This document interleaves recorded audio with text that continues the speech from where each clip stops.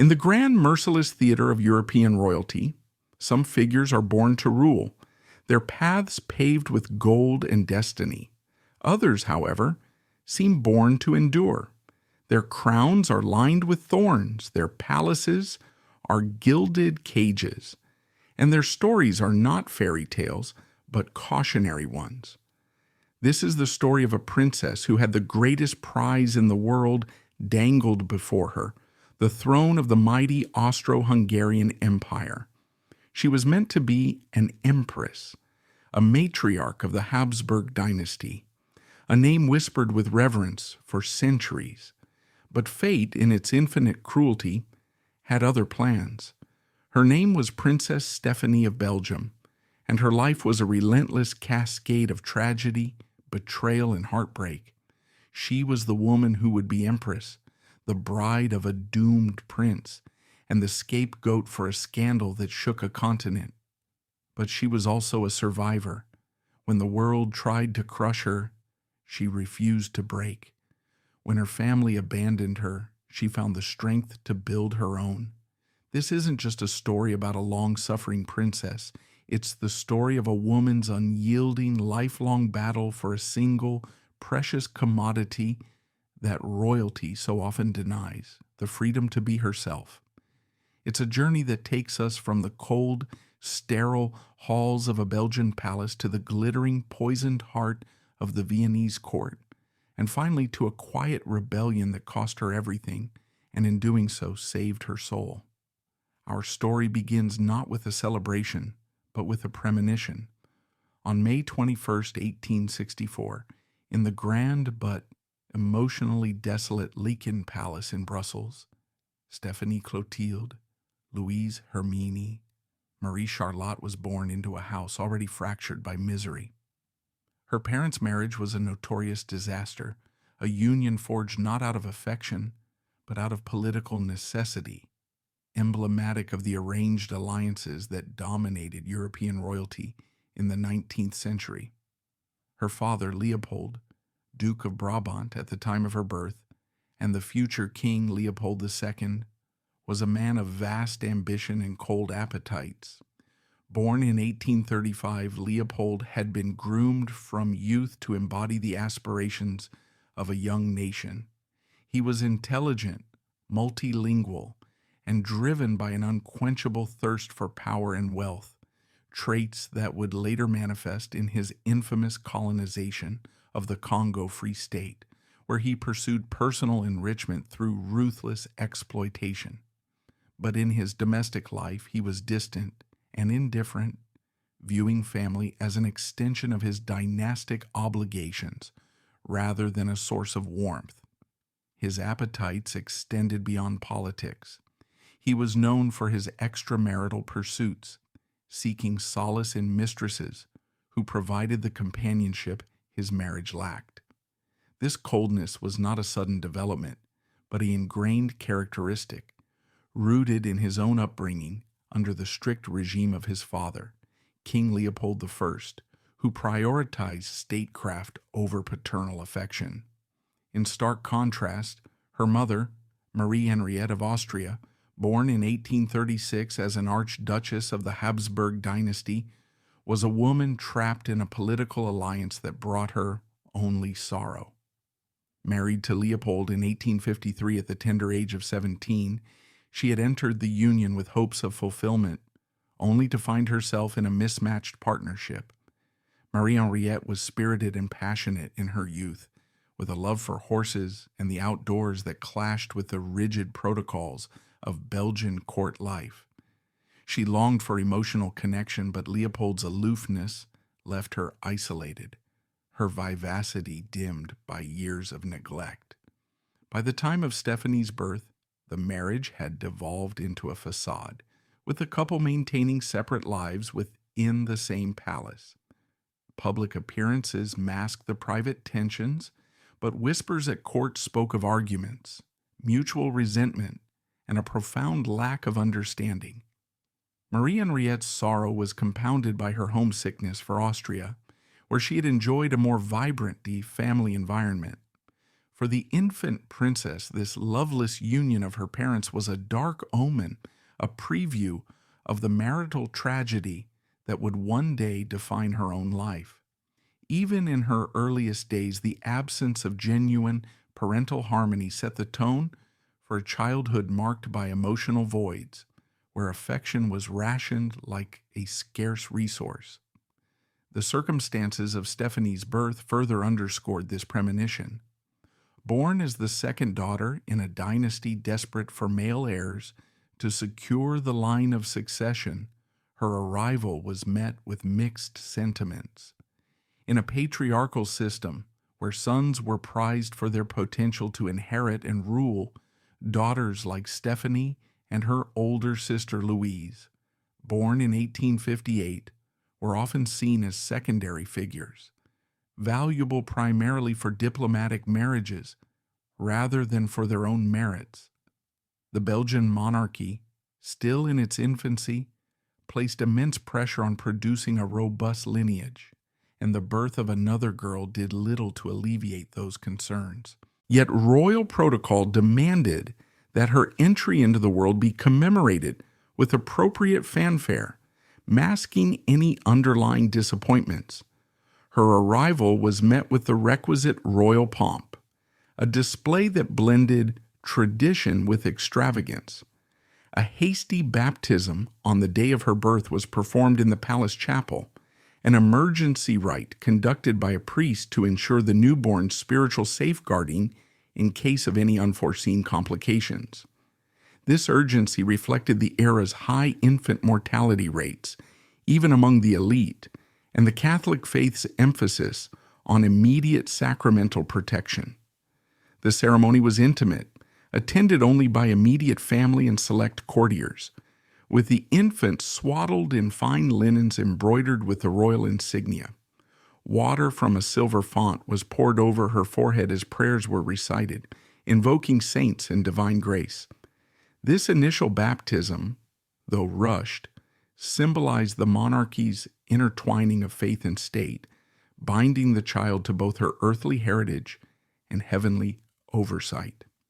A month later, this was followed by a lavish hour-long ceremony that expanded the ritual into a grand spectacle. Held on June 21, 1864, in the same palace chapel now adorned with fresh flowers, candles, and tapestries depicting biblical scenes, the event drew a wider circle of nobility and dignitaries. Stephanie, now a bit stronger and more alert, was carried in on a pillow of velvet.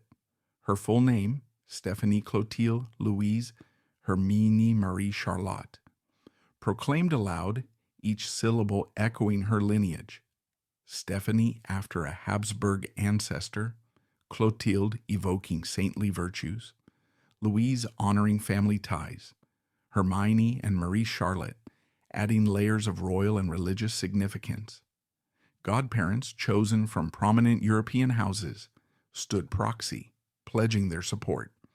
The ceremony, lasting a full hour, included chants, incense, and the anointing with holy oils, culminating in a blessing that invoked prosperity for the Belgian throne. Following this, a banquet for 60 guests unfolded in the palace's grand dining hall, where crystal glasses clinked in toasts, and courses of exquisite French cuisine, soups, roasts, pastries, were served on porcelain plates bearing the royal crest. Laughter and conversation filled the air, but for Marie Henriette, who held her daughter close amid the festivities, there was an undercurrent of melancholy, as if she foresaw the challenges ahead. But beneath the veneer of celebration, the foundations of her world were already shifting, setting the stage for the instabilities that would define her early childhood.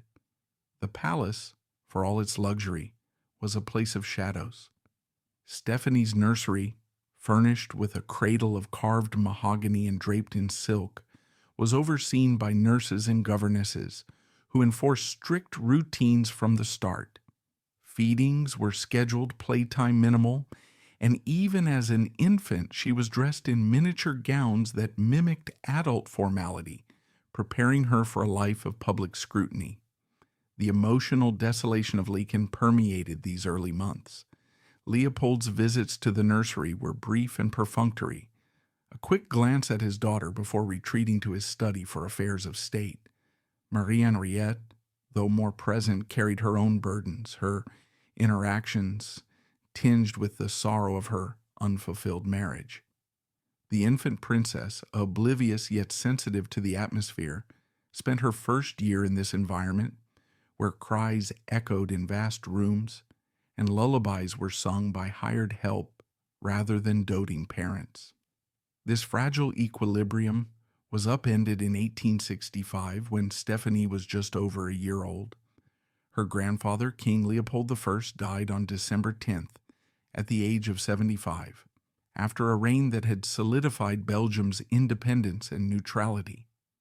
Leopold I, a German prince from the House of Saxe-Coburg, and Gotha, who had married into the British royal family before ascending the Belgian throne, was a stabilizing force known for his diplomatic acumen and constitutional governance.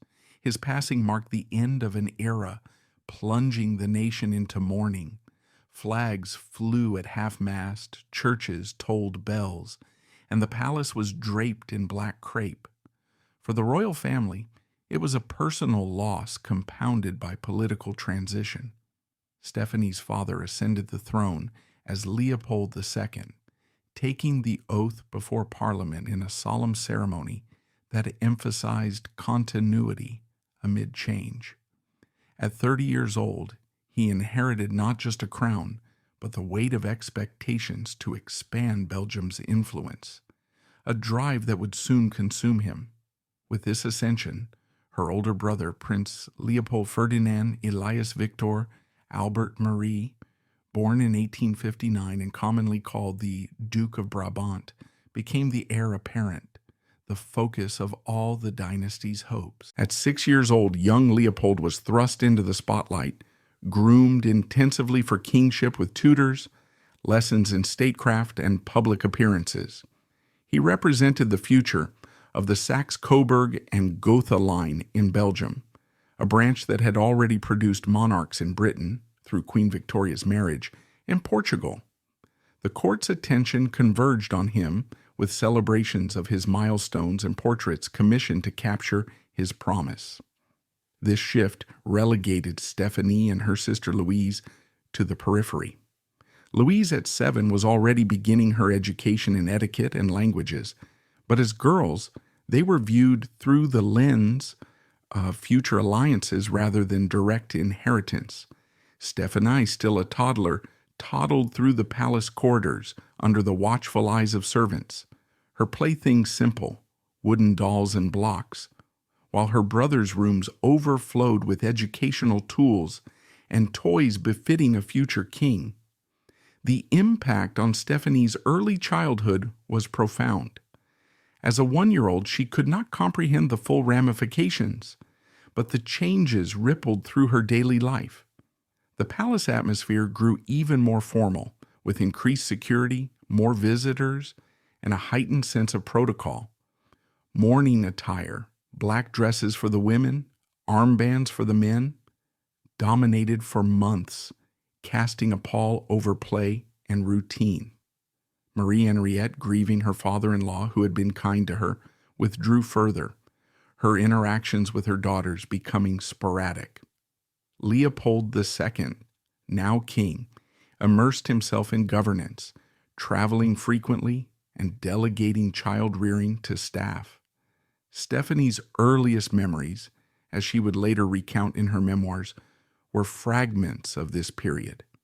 The sound of carriage wheels on gravel as dignitaries arrived, the scent of incense from memorial services, and the distant figure of her father in his crown, a symbol of authority rather than approachability.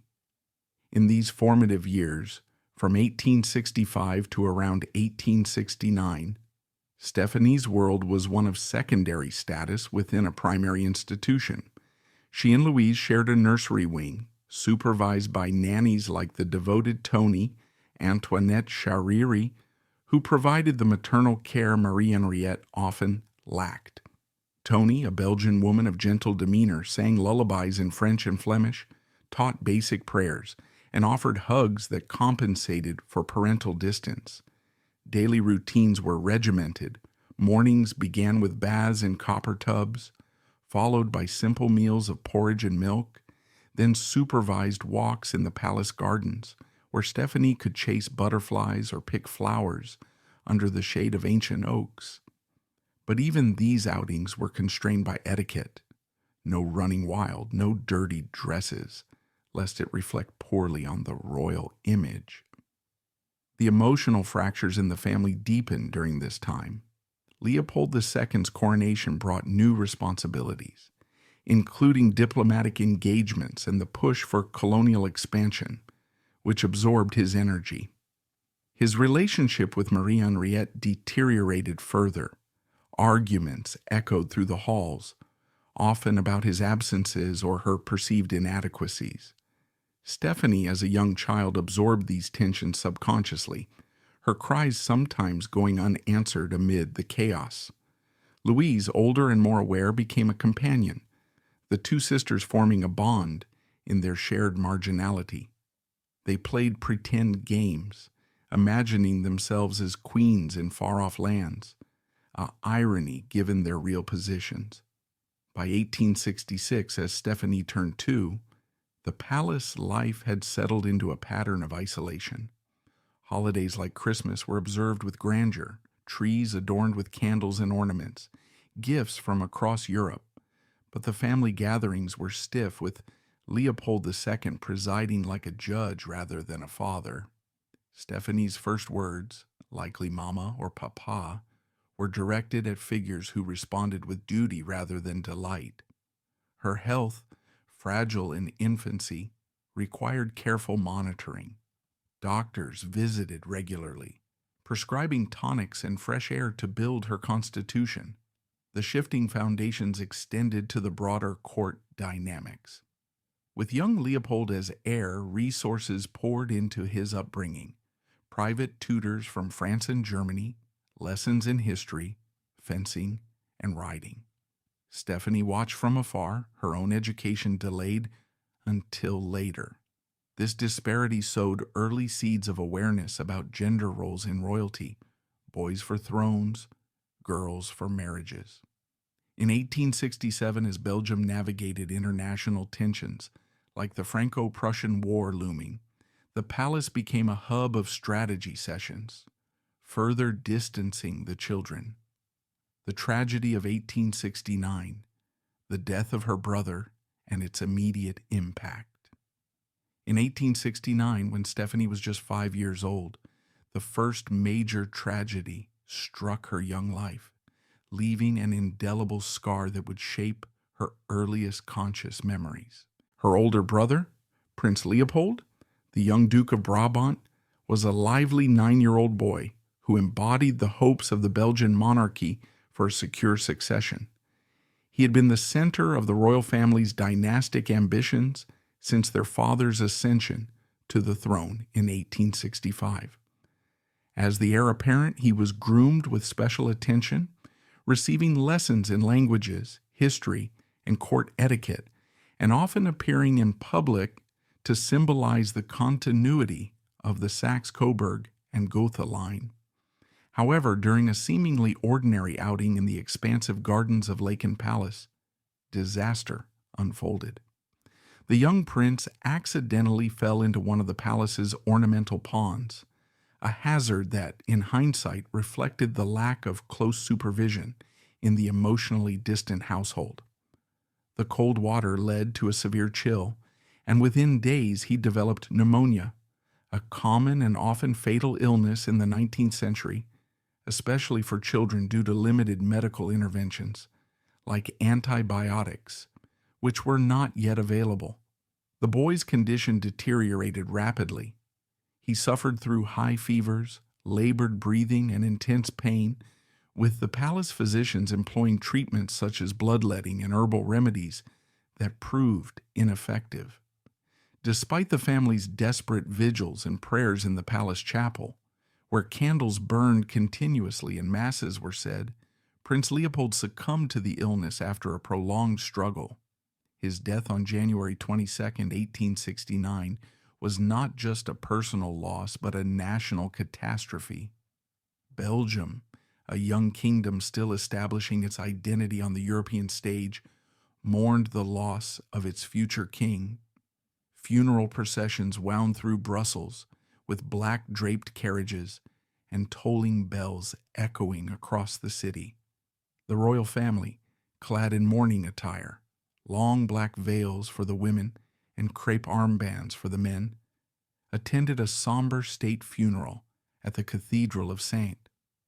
Michael and St. Gudula, where the small coffin was interred in the royal crypt amid hymns and incense. Newspapers across Europe reported the event, highlighting the fragility of royal lineages and drawing comparisons to other dynastic tragedies. For Stephanie, this event carved the first deep scar into her memory, as she later recounted in her memoirs with vivid detail. At such a tender age, she may not have fully grasped the permanence of death, but the atmosphere of grief permeated her world. She recalled the hushed whispers of servants, the sudden emptiness in the nursery where her brother's toys and books lay untouched, and the way the palace seemed to grow even larger and more echoing in his absence. The loss was cataclysmic, robbing the nation of its heir and plunging the royal family into irreversible fragmentation.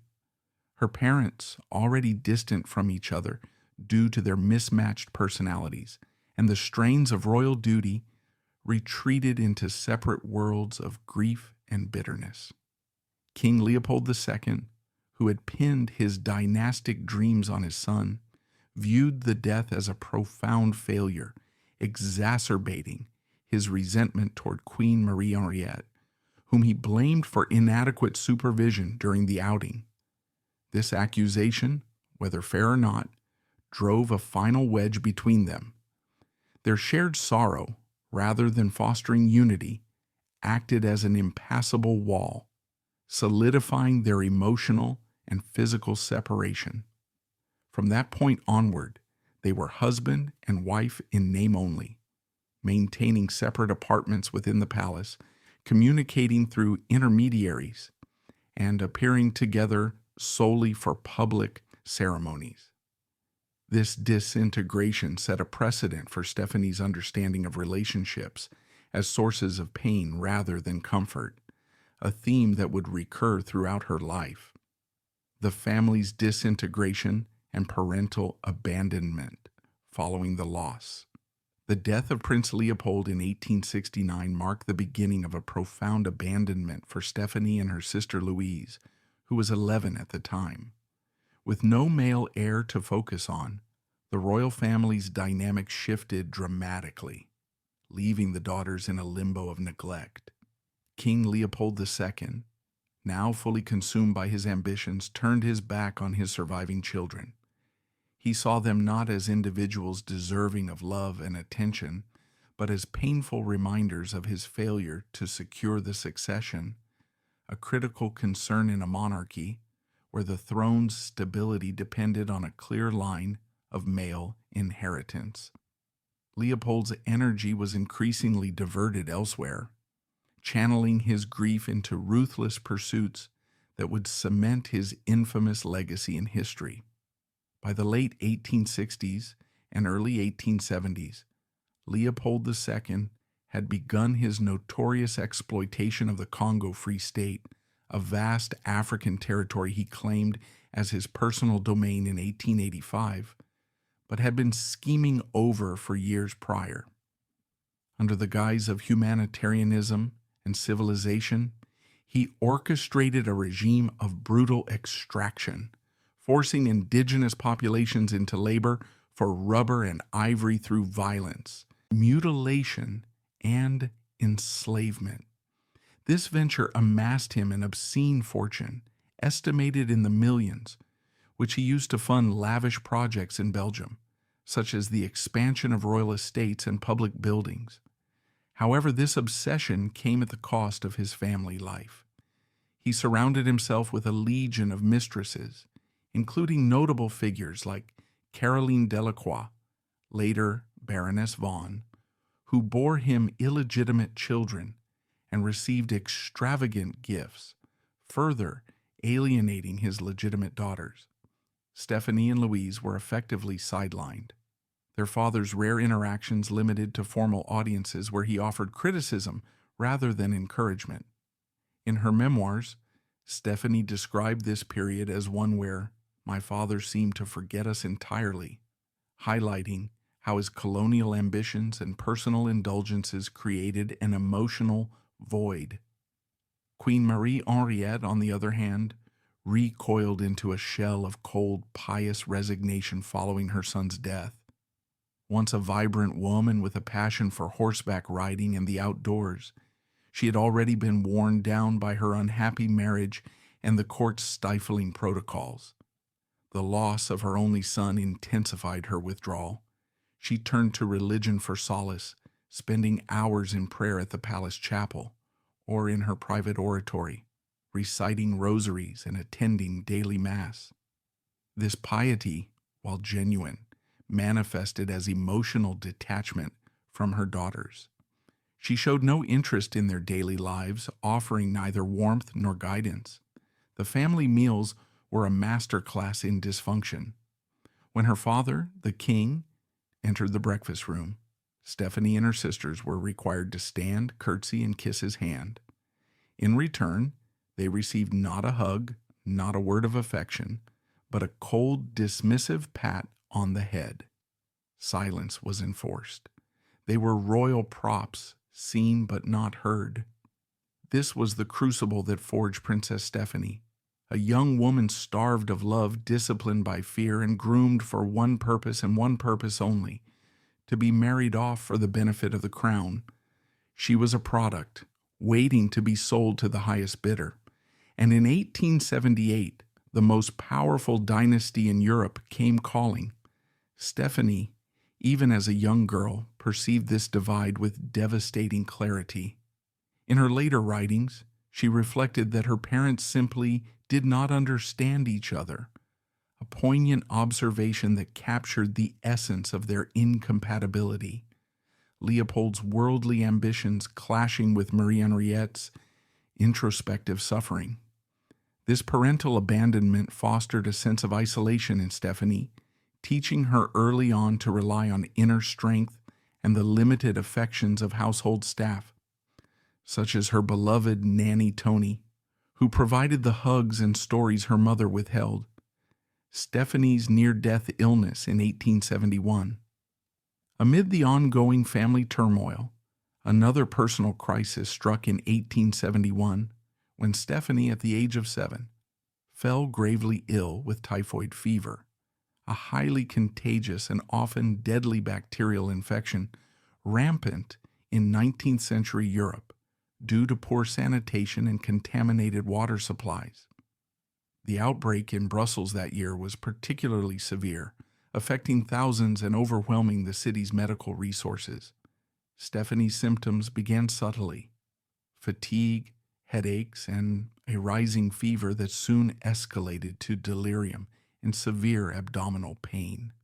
Confined to her bed in the palace's infirmary wing, she languished for days, her small frame weakened by dehydration and the disease's toll on her intestines.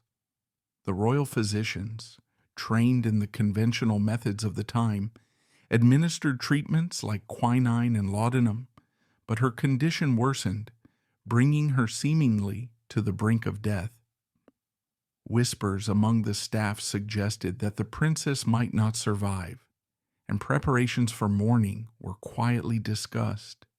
In a twist of fate, it was not one of the court's esteemed doctors, but an unconventional practitioner from the Ardennes region, a rural area known for its folk remedies and natural springs, who intervened and saved her life. Summoned as a last resort, this physician employed a bizarre and terrifying treatment: repeated immersion in ice-cold baths. The method, rooted in hydrotherapy principles popularized by figures like Vincent Presnitz, aimed to shock the body, reduce fever, and stimulate circulation. For young Stephanie, the process was harrowing. Plunged into tubs filled with frigid water drawn from the palace wells or nearby streams. She shivered uncontrollably, her cries echoing through the rooms. Sessions lasted minutes but felt eternal, repeated several times a day until her fever broke. Miraculously, the treatment worked. Her temperature stabilized, the infection subsided, and she began a slow recovery. By late 1871, she was out of danger, though the ordeal left her physically frail and emotionally scarred, adding another layer of trauma to her childhood, already defined by loss and neglect. In a desperate bid to restore the dynasty's future, Queen Marie Henriette gave birth to another child in 1872, when Stephanie was 8 years old. This final attempt to produce a male heir resulted in the arrival of Princess Clémentine on July 30th, 1872, at Laeken Palace. The pregnancy had been fraught with tension, as the king and queen, estranged since their son's death, reconciled briefly only for the sake of succession. Clementine's birth was met with subdued ceremonies, a baptism similar to Stephanie's, with godparents from allied royal houses and a modest banquet. But the disappointment was palpable when the child proved to be another girl.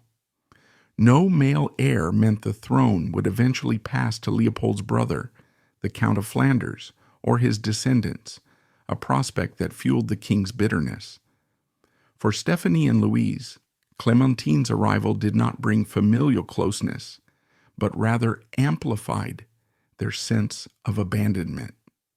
The new baby became a focal point for the queen's limited maternal energies, though even this was tempered by her ongoing depression. Stephanie, as the middle child, often helped care for her younger sister under the guidance of nurses, fostering a sibling bond that provided some solace amid the neglect. However, the overall dynamic remained unchanged. King Leopold II continued his detachment, viewing all three daughters as secondary to his imperial pursuits. By this time, his involvement in African affairs was intensifying, with expeditions and diplomatic maneuvers laying the groundwork for the Berlin Conference of 1884 to 1885, where he would secure control over the Congo. His mistresses, housed in discreet villas, received more attention than his children, who saw him only during obligatory family portraits or state dinners. Queen Marie Henriette's resignation deepened, her piety evolving into a form of emotional armor that excluded her daughters. Stephanie later wrote of this era as one where the palace was a place of shadows, where the opulence of gilded furniture and vast libraries contrasted sharply with the inner coldness. Daily life for the sisters involved rigid schedules, early mornings in unheated rooms, lessons in embroidery and basic academics, and supervised walks in the gardens, all under the watchful eye of governesses like Mademoiselle Legrand, who enforced discipline with an iron hand. Punishments for minor infractions, such as speaking out of turn, included isolation or physical discomforts, mirroring the emotional harshness of their parents. The harsh palace life and emotional coldness in the early 1870s. Throughout the early 1870s, the world inside the palace walls remained as cold and unforgiving as the opulent facade suggested otherwise. Laeken Palace, with its neoclassical architecture, sprawling greenhouses, and artificial lakes, was a monument to Belgian grandeur, hosting diplomatic receptions and royal hunts. Yet for Stephanie, now navigating ages 8 to 10, it was a gilded prison. The children's quarters were Spartan compared to the king's lavish suites. Simple beds, wooden desks, and windows kept open year-round to build character, even in Belgium's harsh winters, causing constant chills. Clothing was practical and unadorned, plain wool dresses and sturdy shoes, emphasizing duty over delight. Emotional coldness permeated every aspect. Family meals, when they occurred, were formal affairs where silence reigned, broken only by the clink of silverware. The king entered like a dignitary, expecting curtsies and hand kisses from his daughters, rewarding them with a mere pat on the head. No stories were shared, no laughter echoed. Stephanie's acute observation of her parents' incompatibility, they did not understand each other, stemmed from these moments where Leopold's indifference clashed with Marie Henriette's silent suffering. This environment instilled in her a premature maturity, forcing her to seek comfort in books, secret sketches, or the companionship of Louise and Clementine. By 1874, as Stephanie turned 10, the patterns of neglect solidified, preparing her unwittingly for the arranged marriage and further trials that awaited in her adolescence. The tragedies of her early childhood had forged a resilience, but at the cost of innocence, setting the stage for a life of enduring hardship. Her formal education began at the age of 6, under the iron-fisted rule of a governess named Mademoiselle Legrand. The regimen was worthy of a medieval monastery. Her day began at 5 a.m. She was to rise and dress in complete silence, make her own bed, and then pray. The hours that followed were a grueling schedule of lessons, with only brief, structured periods for a walk, a game, or tending to her small garden plot. By the age of 10, her life was consumed by books and the endless preparation for the duties that awaited her as a princess destined for a political marriage. Her curriculum was broad but shallow, designed not to foster a deep intellect, but to create a suitable royal bride. She learned languages, history, and mathematics, but the emphasis was always on the decorative arts, embroidery, drawing, and deportment. She found a genuine passion for drawing and reading, but her mother, fearing they were distractions, often forbade them. Her life was a contradiction. A princess with no power, a student with no intellectual freedom, a child with no childhood. The physical hardship was relentless and deliberate. She and her sisters were forced to wear simple dresses with restrictive sashes. The windows of their quarters were kept open year-round, even in the depths of a Belgian winter, to build character. Stephanie remembered constantly shivering, her body perpetually cold in the drafty, echoing palace. Their schoolroom was intentionally kept frigid to instill endurance.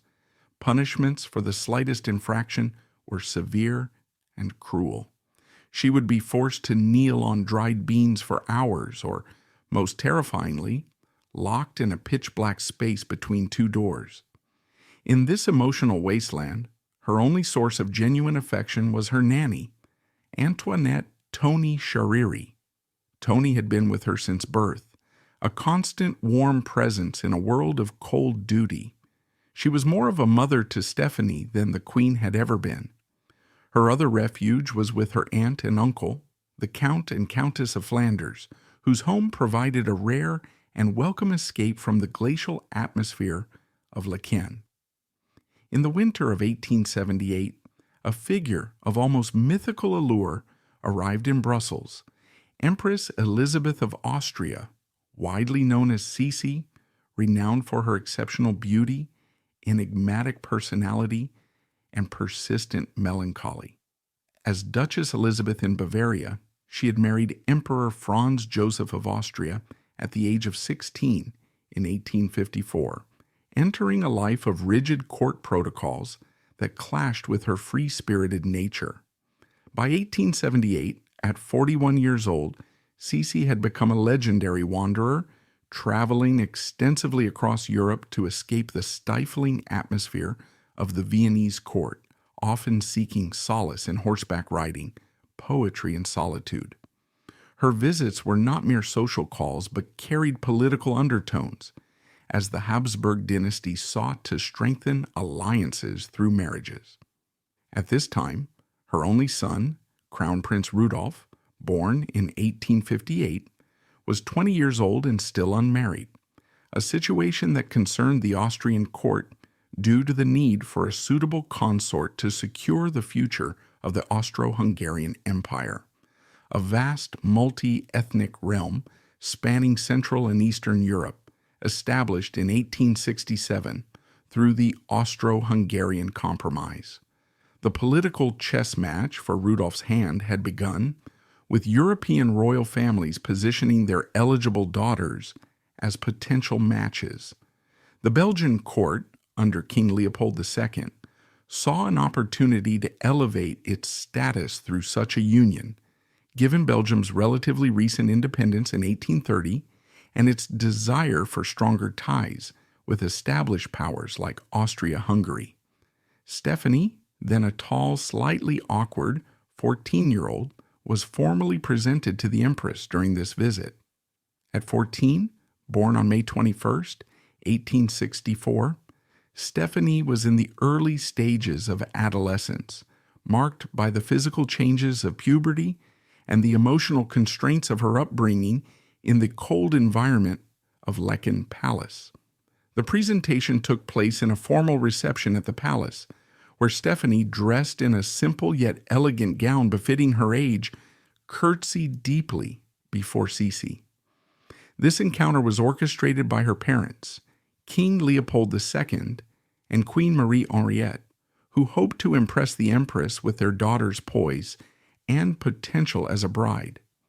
Sisi, with her keen eye and critical judgment, observed the young princess, though her impressions at the time were not publicly recorded.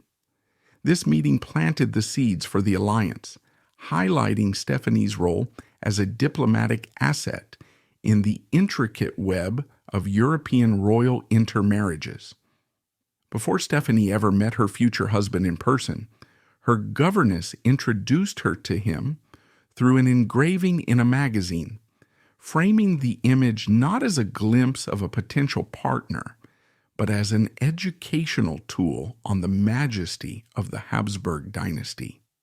Mademoiselle Legrand, the strict governess who had overseen Stephanie's education since she was 6, incorporated this into one of her lessons on European history and royalty. The engraving, likely from a periodical such as the Illustrated London News or a similar continental publication, depicted Rudolf in full military uniform, showcasing his handsome features, wavy hair, mustache, and piercing eyes, along with the insignia of his rank as Crown Prince of Austria-Hungary. Born on August 21, 1858, at Luxembourg Castle, Rudolf was the only son of Emperor Franz Joseph and Empress Elizabeth, raised in the opulent but demanding environment of the Habsburg court, where he received a liberal education that fostered his interests in science, politics, and journalism. For Stephanie, trapped in her joyless existence at Laeken Palace, characterized by rigid routines, emotional neglect from her parents, and the lingering grief from her brother's death in 1869, the prospect of such a match must have been intoxicating.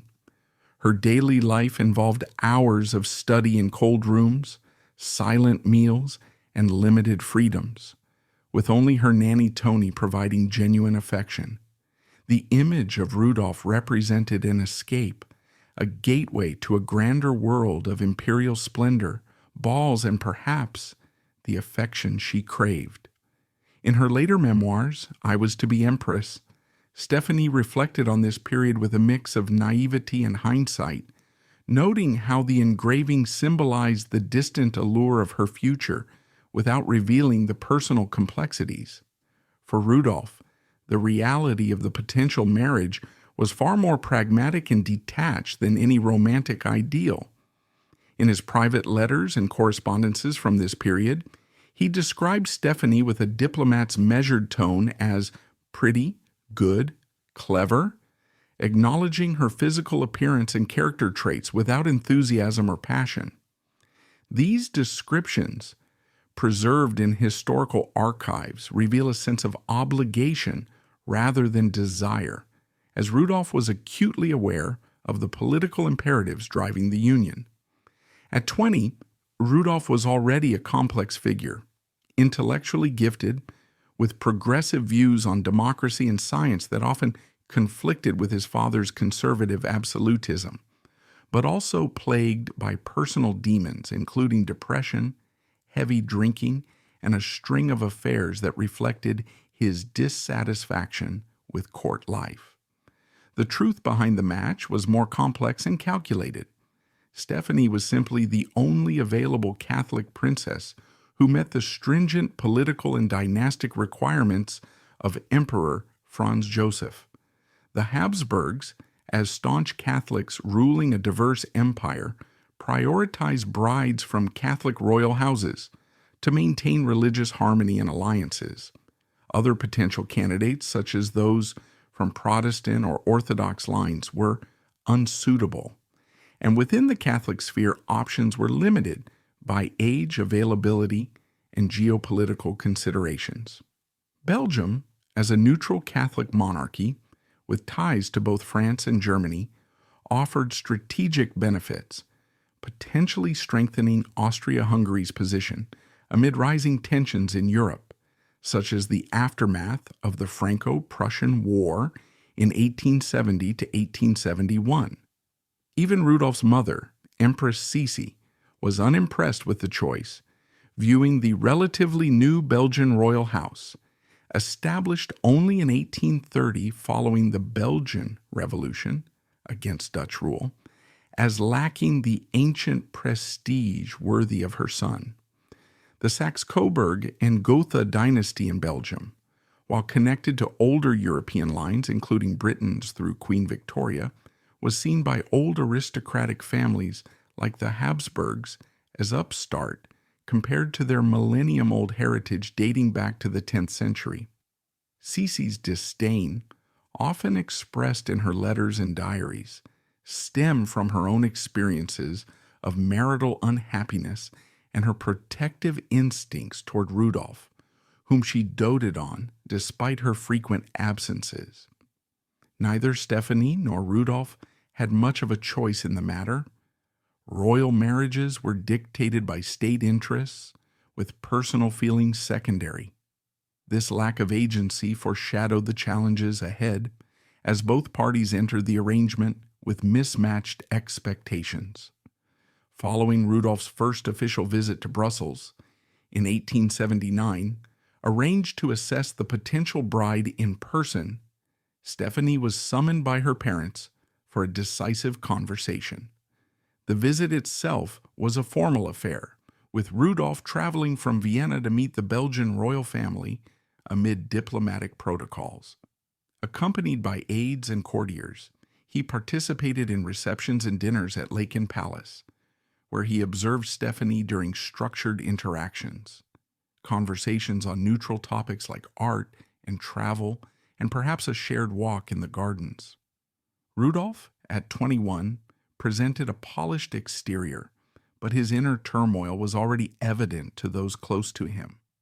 Upon his departure, King Leopold II and Queen Marie Henriette called Stephanie to a private audience in the palace's study, a room lined with bookshelves and maps reflecting the king's global ambitions.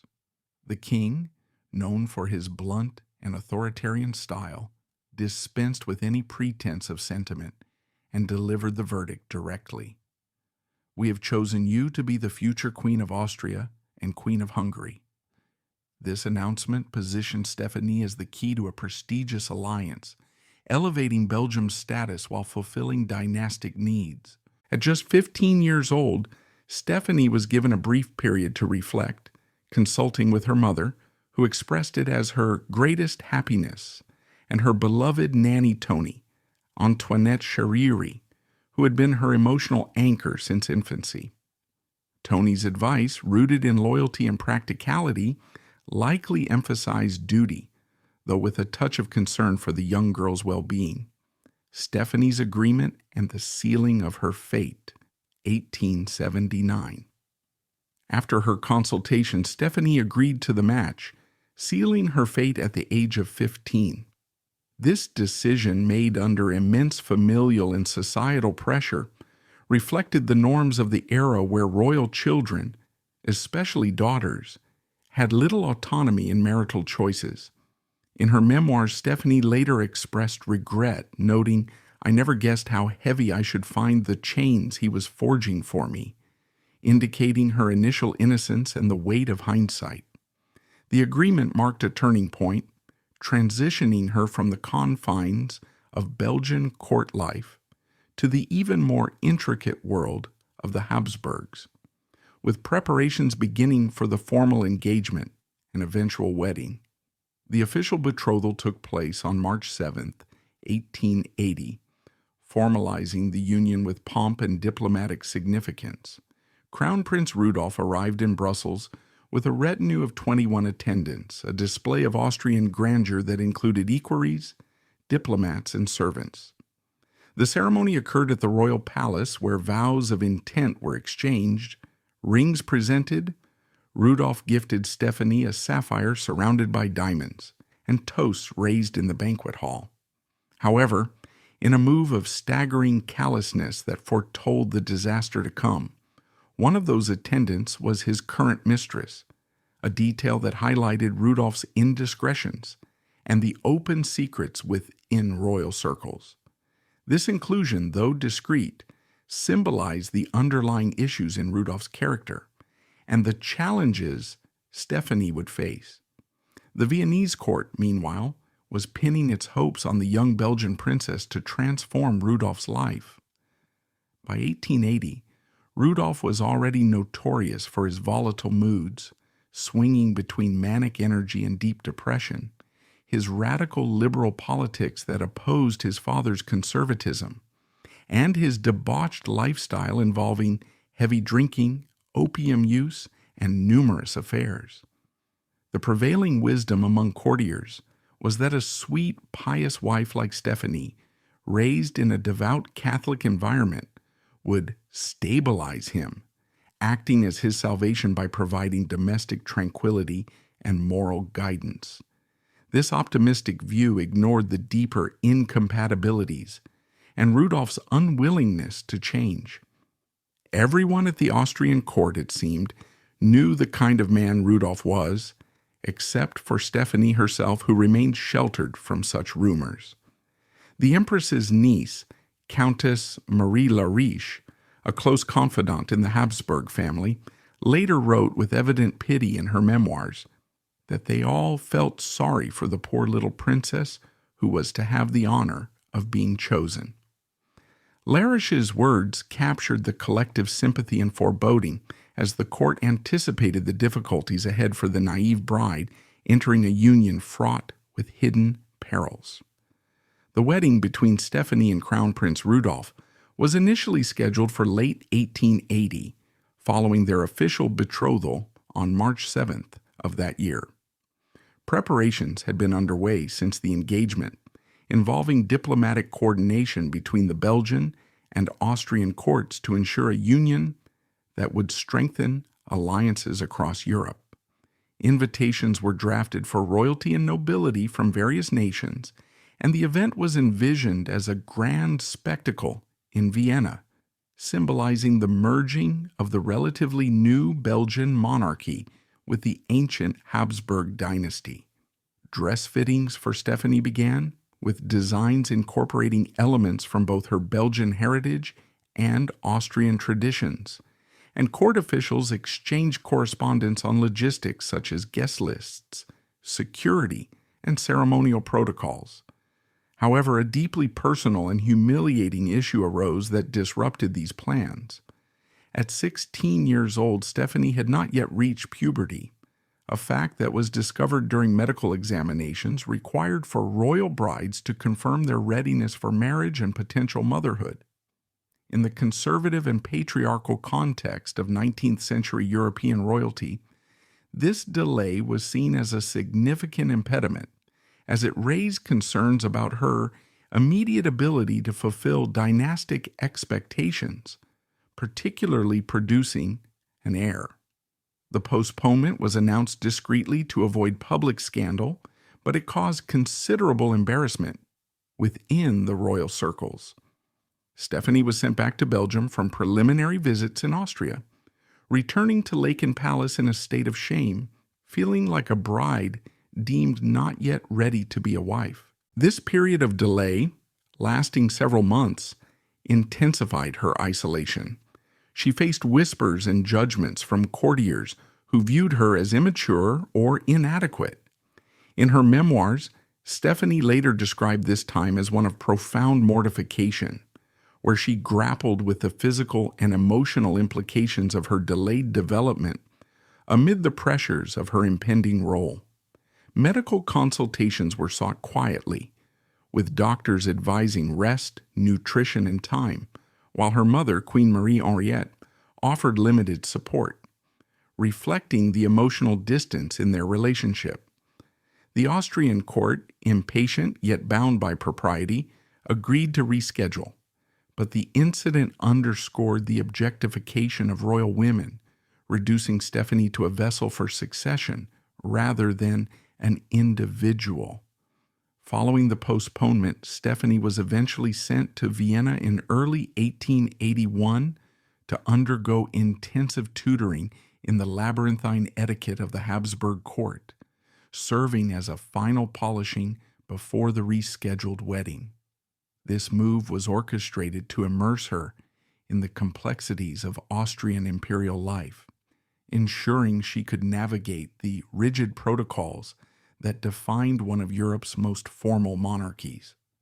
Upon arrival, she was housed in a suite at the Hofburg Palace, the sprawling residence of the Habsburgs, where she was placed under the guidance of experienced court ladies and tutors selected by Empress Elizabeth and Emperor Franz Joseph. Her daily schedule was rigorous.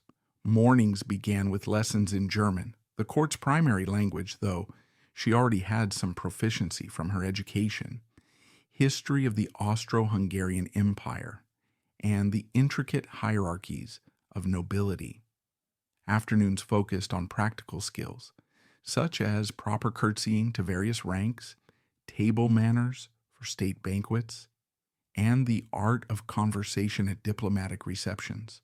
Special emphasis was placed on understanding the empire's multicultural fabric, including customs from Hungarian, Bohemian, and Slavic regions, to prepare her as the future consort. Dance instructors taught her the waltz and other court dances, while seamstresses fitted her for Austrian-style gowns to blend her Belgian background with Habsburg elegance. This period, lasting several months, was both educational and isolating. Stephanie had limited contact with Rudolf, who was occupied with his duties, and she felt like an outsider in the opulent but intimidating surroundings of marble halls, gilded ceilings, and endless corridors.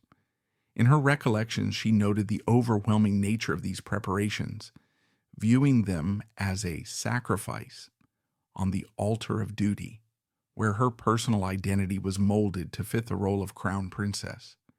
The tutoring also included subtle indoctrination into the family's dynamics, though the darker aspects of Rudolph's character remained concealed.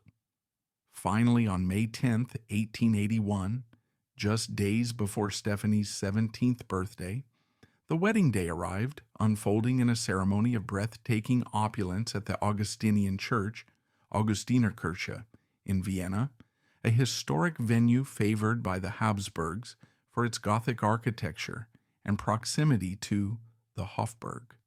The event was attended by an assembly of Europe's elite, with pews filled by royalty from Britain, Germany, Russia, and other nations, alongside Austrian nobility and diplomats, totaling hundreds of guests in elaborate attire.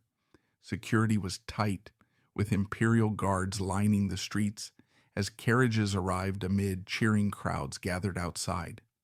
The church interior was adorned with fresh flowers, candles, and tapestries depicting Habsburg lineage, while an orchestra played ceremonial music, including works by Mozart and Haydn. Stephanie entered as a vision of bridal splendor, wearing a heavy silver brocade gown embroidered with intricate silver roses symbolizing purity and royalty, designed by Viennese couturiers with input from Belgian lace makers. The gown's train extended several meters, requiring attendants to manage it, and was complemented by a delicate veil of Brussels lace, renowned for its fine craftsmanship and a nod to her heritage. Atop her head sat a diamond coronet, a glittering gift from Emperor Franz Joseph, featuring stones from the imperial treasury that sparkled under the church's chandeliers. Rudolf, in his military uniform adorned with medals and sashes, stood at the altar, projecting the image of a poised heir. The ceremony, conducted in Latin by high-ranking clergy, included vows, ring exchanges, and blessings, lasting about an hour before the couple emerged to bells pealing from Vienna's towers and crowds cheering along the route to the palace. Despite all the warning signs, from Rudolf's known indiscretions to the court's underlying pity, Stéphanie was, in that moment, deliriously happy. She later recalled the euphoric atmosphere. The resonant peals of bells echoing through the city, the waves of applause from thousands of spectators, and the sense of liberation from her Belgian upbringing. In her eyes, she had escaped the cold prison of Laeken Palace and ascended to become the Crown Princess of Austria-Hungary, positioned as the future Empress of the most powerful realm in Europe, encompassing territories from the Alps to the Balkans. This marked the culmination of her fairy tale aspirations, though reality would soon intrude. The wedding night and shattered illusions. The fairy tale ended abruptly the next morning after the wedding night, when the happiness of the ceremony evaporated in the horror of consummation. The couple retired to Laxenburg Castle, a romantic Habsburg residence outside Vienna, for their honeymoon, but the rooms were unprepared, adding to the initial awkwardness. Rudolf's approach during the night was abrupt and insensitive, reflecting his experience with mistresses rather than consideration for his inexperienced bride. In a letter written to her sister Louise shortly after, with her girlish dreams shattered, Stéphanie described Rudolf's treatment of her in stark terms. What a torment, what a horror! The illusions, the young dreams of my life have been destroyed. This revelation crushed her romantic expectations, transforming anticipation into disillusionment and marking the dream's swift descent into a nightmare. The physical and emotional shock lingered as she grappled with the realities of intimacy in a loveless arrangement, setting a tone of unease for the marriage from its inception. Her new family offered no comfort in the aftermath, exacerbating Stéphanie's sense of alienation. Her mother-in-law, the glamorous Empress Sisi, who had long struggled with her own marital and court frustrations, found Stéphanie to be tall, plain, and dull in comparison to her own ethereal beauty and intellect. Sisi, at 43, was a figure of fascination, slender, with waist-length hair, and a regimen of extreme diets and exercise. But her interactions with Stéphanie were laced with criticism. She made no secret of her disdain, often in private conversations or letters, cruelly nicknaming her the hideous dromedary or the clumsy camel, references to Stéphanie's height and perceived awkwardness.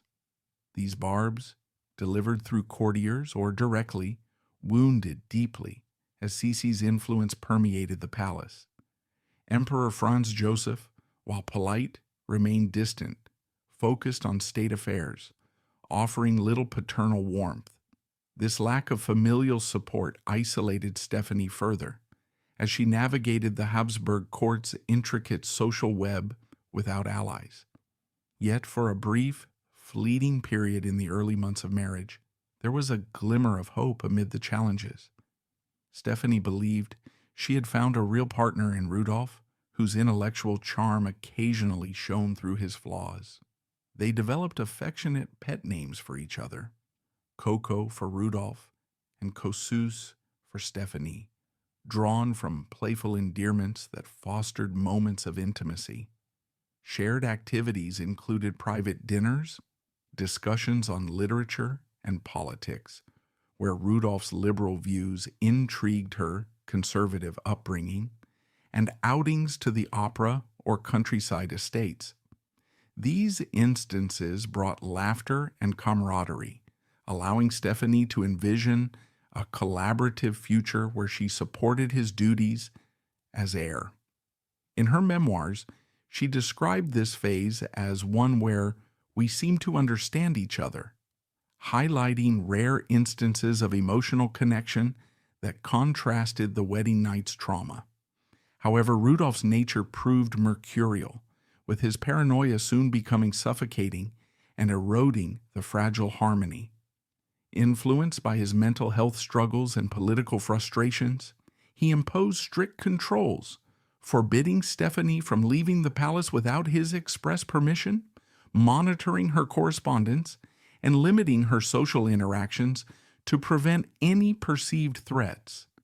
This effectively traded her Belgian prison for another, albeit a more lavish one, with the opulent Habsburg and Schönbrunn palaces serving as gilded cages complete with marble halls, vast gardens, and constant surveillance by courtiers.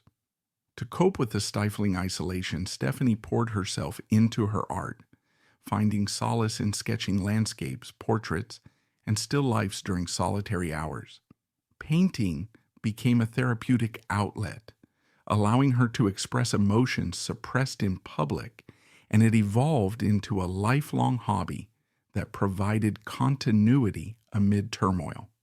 She also engaged in court duties, such as hosting teas or attending ceremonies, but these were performed under Rudolph's oversight, deepening her sense of confinement. The resonant peals of bells echoing through the city, the waves of applause from thousands of spectators, and the sense of liberation from her Belgian upbringing. In her eyes, she had escaped the cold prison of Laeken Palace and ascended to become the Crown Princess of Austria-Hungary, positioned as the future Empress of the most powerful realm in Europe, encompassing territories from the Alps to the Balkans. This marked the culmination of her fairy tale aspirations, though reality would soon intrude. The wedding night and shattered illusions. The fairy tale ended abruptly the next morning after the wedding night, when the happiness of the ceremony evaporated in the horror of consummation. The couple retired to Laxenburg Castle, a romantic Habsburg residence outside Vienna, for their honeymoon, but the rooms were unprepared, adding to the initial awkwardness. Rudolph's approach during the night was abrupt and insensitive, reflecting his experience with mistresses rather than consideration for his inexperienced bride. In a letter written to her sister Louise shortly after, with her girlish dreams shattered, Stephanie described Rudolph's treatment of her in stark terms. What a torment! What a horror! The illusions, the young dreams of my life have been destroyed. This revelation crushed her romantic expectations, transforming anticipation into disillusionment and marking the dream's swift descent into a nightmare. The physical and emotional shock lingered as she grappled with the realities of intimacy in a loveless arrangement, setting a tone of unease for the marriage from its inception. Her new family offered no comfort in the aftermath, exacerbating Stephanie's sense of alienation.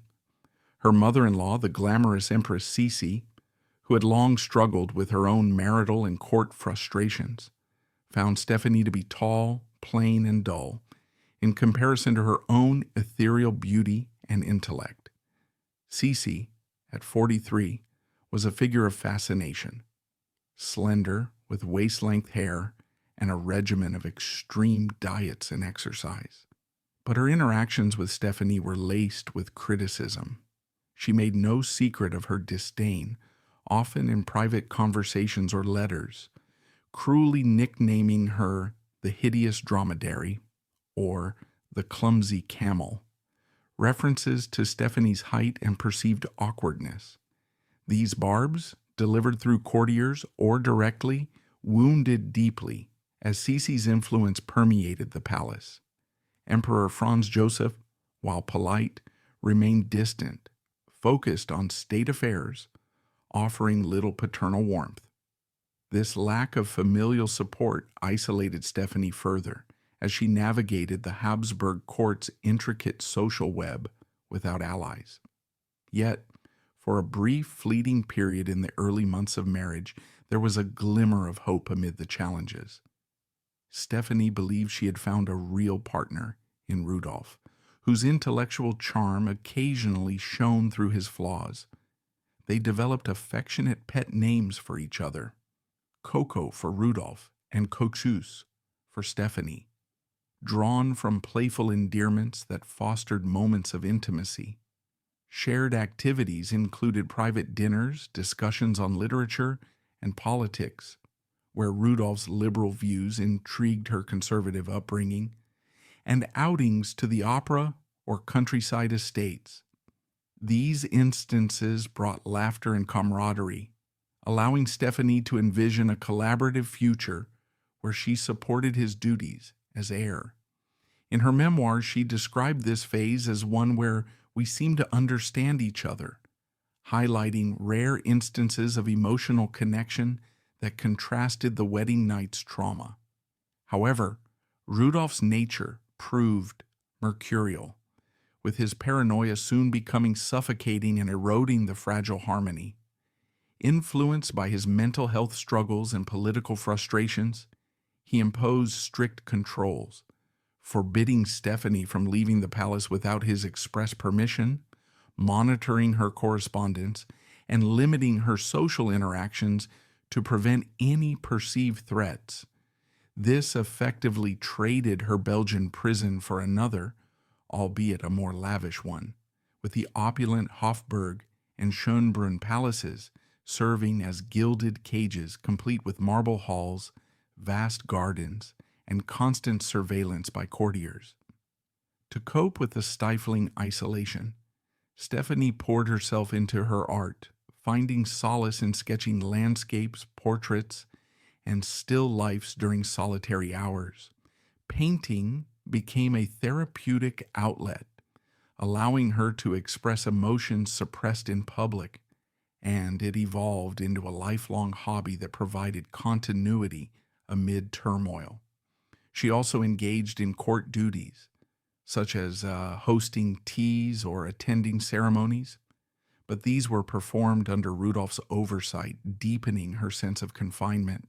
The disease's progression affected his physical appearance, with pallor, weight loss, and recurrent infections, raising concerns among his entourage. Rudolf's lifestyle, marked by late nights, excessive alcohol, and opium use to cope with his depression and political frustrations, such as his liberal views clashing with his father's conservatism, exacerbated the condition. Court physicians, bound by loyalty, treated him privately to avoid scandal, but the visible decline fueled rumors in Viennese society, where his absences from duties were noted. In a desperate attempt to manage the illness and conceal the scandal from the public and the emperor, Rudolf's doctors prescribed mercury treatments, a standard but highly toxic remedy of the time known as blue mass or calomel, administered orally or topically. Mercury was believed to combat syphilis and similar infections by purging the body, but it often caused severe side effects like tremors, tooth loss, and neurological damage. For Rudolf, the treatment failed to cure the underlying disease and instead began to poison him systemically, ravaging his mind with symptoms such as irritability, paranoia, and hallucinations, while physically weakening him further. Historical records, including medical notes preserved in Austrian archives, indicate that by mid-1886, Rudolf's instability had worsened, manifesting in erratic behavior during council meetings and private outbursts. This mercury poisoning compounded his pre-existing mental health issues, including suicidal ideation, creating a vicious cycle that alienated him from supporters and deepened his isolation within the palace. In an act of unthinkable betrayal, Rudolf, fully aware of his infectious state, arranged a family trip to the island of Lokrum off the coast of Dubrovnik, then part of Austria-Hungary, in late 1886, presenting it as a period of recuperation for his health amid the Adriatic's mild climate. The island, a former Benedictine monastery turned royal retreat with lush botanical gardens and peacocks roaming freely, was chosen for its seclusion. However, Rudolf never disclosed the truth about his illness to Stephanie, allowing intimate contact to continue despite the risks. Inevitably, Stephanie fell ill herself shortly after the trip, experiencing symptoms like fever, abdominal pain, and pelvic discomfort. Upon returning to Vienna, she was examined by physicians who diagnosed her with the same venereal disease, likely transmitted during the sojourn. The infection progressed to peritonitis, an inflammation of the abdominal lining, and caused scarring in her fallopian tubes, leading to irreversible damage. At just 21 years old, this rendered her sterile, eliminating any possibility of producing the much-needed male heir and shattering her role as the dynasty's hope for continuity. In her memoirs, Stephanie expressed profound betrayal, stating, "The Crown Prince was responsible for my complaint, underscoring the personal devastation and the end of her illusions about the marriage." For Stephanie, Rudolf's actions represented the final, unforgivable violation, eroding any remaining trust and intimacy. The bond between them was irrevocably broken, leading her to refuse sharing his bed to protect her health and express her anger. The marriage descended into a cold war of mutual resentment, with separate living quarters in the palace, minimal communication except for public appearances, and an atmosphere of tension that affected their daughter Erci, who was shielded but sensed the discord. They openly discussed divorce, a scandalous and unthinkable step for the heir to the apostolic majesty of Austria, as it would violate Catholic doctrine and imperial tradition, potentially destabilizing the throne. Consultations with lawyers and advisors occurred discreetly, but the emperor's opposition and the political ramifications prevented any formal proceedings. This impasse left Stephanie in a limbo of emotional exile, performing her duties as crown princess while enduring private anguish. As their marriage crumbled, Stephanie sought comfort elsewhere to alleviate her isolation and pain. In 1887, during an official trip to Galicia, a region in the eastern part of the Austro-Hungarian Empire, now parts of Poland and Ukraine, known for its Polish nobility and cultural vibrancy, she met Count Artur Potocki, a dashing Polish aristocrat from a prominent family with estates in the area. Potocki, born in 1845, was a widower, intellectual, and charming figure involved in local politics and philanthropy, sharing Stephanie's interests in art and literature. Their encounter began at a formal reception or hunt, evolving into private conversations and walks amid the Carpathian landscapes. They began a discreet but deeply felt affair, conducted through coded letters, referring to him as Hamlet, and clandestine meetings facilitated by trusted intermediaries like her sister Louise. This relationship provided a rare moment of warmth and genuine affection in her desolate life, offering emotional support that Rudolf could not. In her writings, Stephanie described Potocki as "my best friend," highlighting the solace he brought during this turbulent period, though the affair remained hidden to avoid further scandal.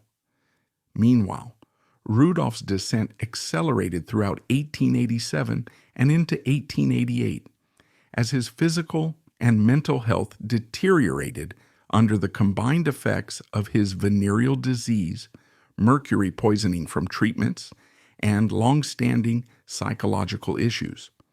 By this time, at age 29 to 30, Rudolf exhibited increasingly erratic behavior, including violent mood swings between manic energy, marked by frantic political scheming and late-night excesses, and morbid depression, where he isolated himself and spoke openly of death.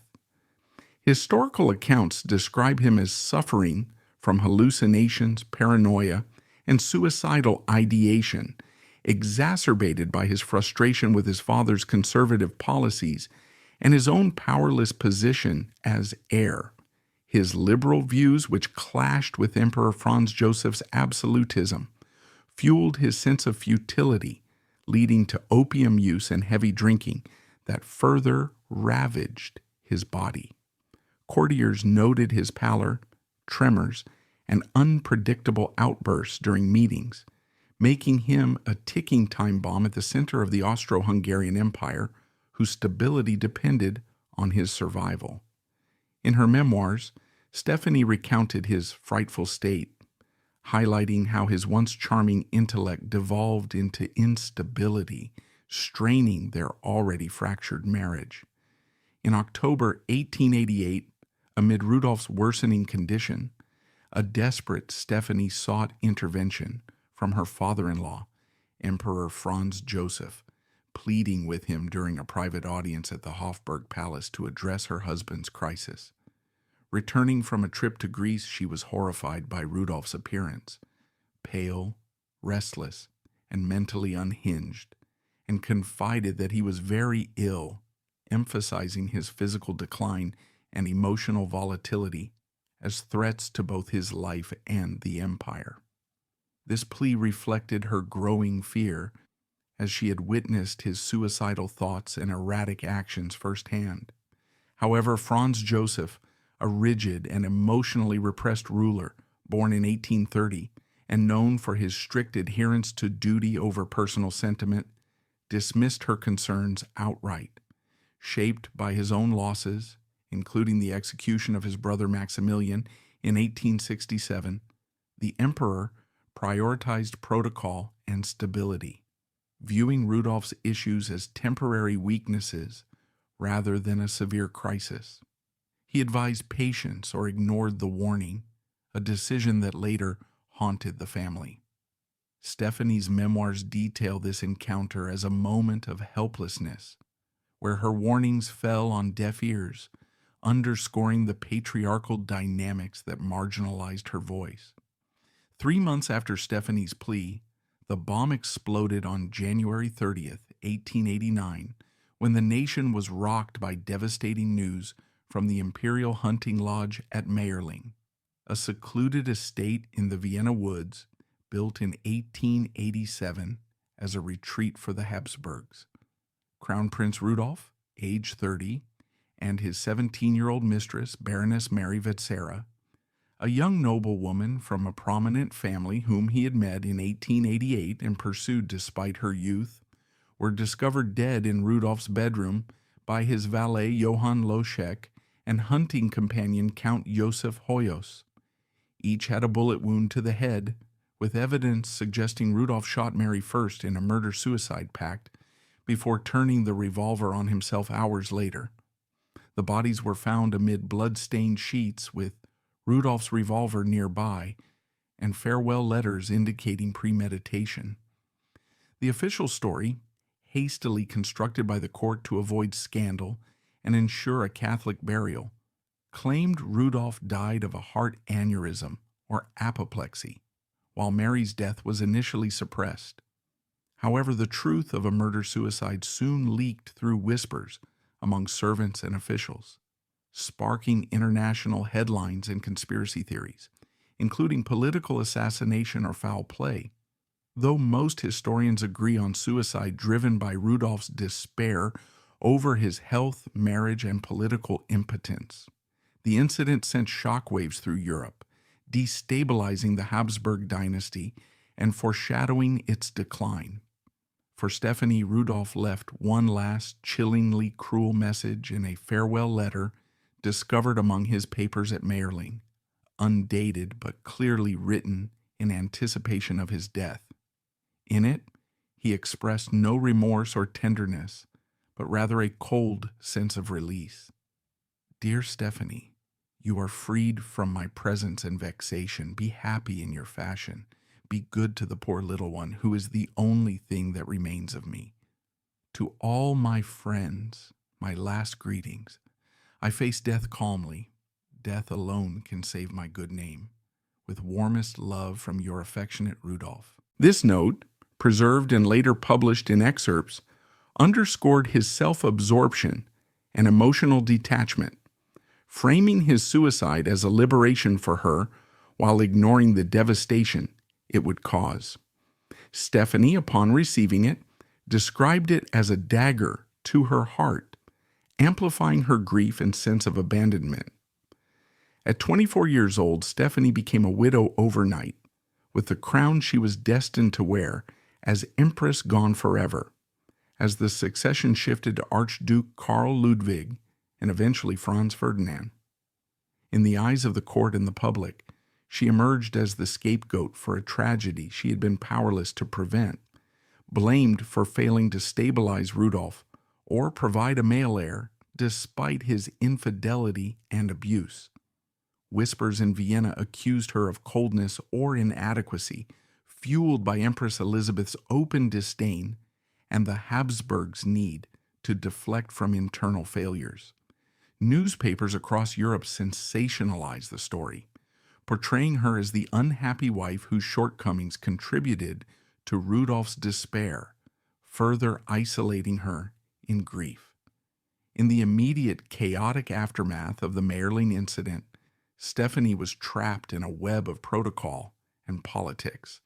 Her dream of becoming Empress dissolving into the waking nightmare of being the Dowager Crown Princess, a living relic of a national scandal.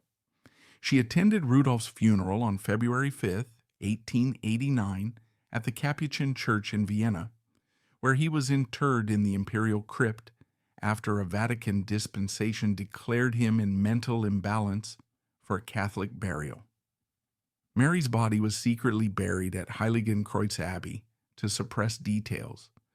Overwhelmed by grief and public scrutiny, Stephanie pleaded with both her father-in-law, Emperor Franz Joseph, and her own father, King Leopold II, to allow her return to Belgium for private mourning and recovery at Laeken Palace.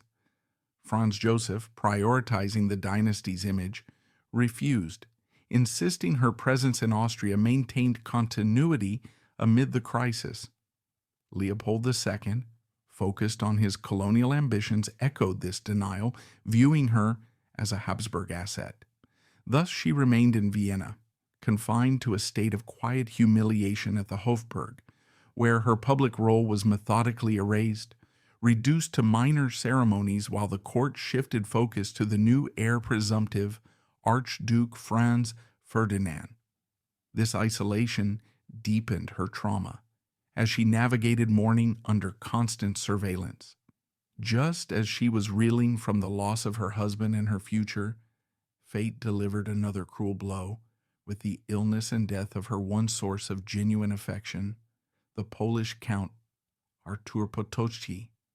Their discreet affair, begun in 1887 during a Galicia trip, had provided emotional solace amid her marital woes, continuing post-Mayerling as a lifeline of love and support. However, Potocki, born in 1845 and a widower from a noble family, was diagnosed with throat cancer in late 1889, his condition deteriorating rapidly with symptoms like hoarseness, pain, and weight loss, despite treatments. He died in March 1890 at age 45, extinguishing the last flicker of hope and warmth in Stephanie's life. In letters to her sister Louise, she mourned him as my best friend, a man I valued so highly and loved so dearly, underscoring the profound sadness that left her truly alone in the rigid, unforgiving world of the Viennese court, where she faced ongoing ostracism and grief without personal anchors.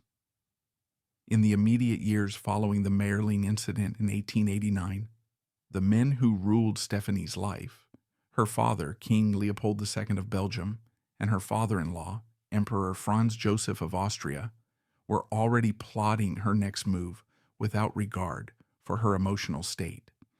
Instead of allowing her time to heal from the trauma of Rudolf's suicide and the public scandal, they pressured her to remarry quickly to maintain political stability and dynastic continuity. This urgency stemmed from the Habsburg court's need to secure alliances and prevent further instability after the loss of the direct heir.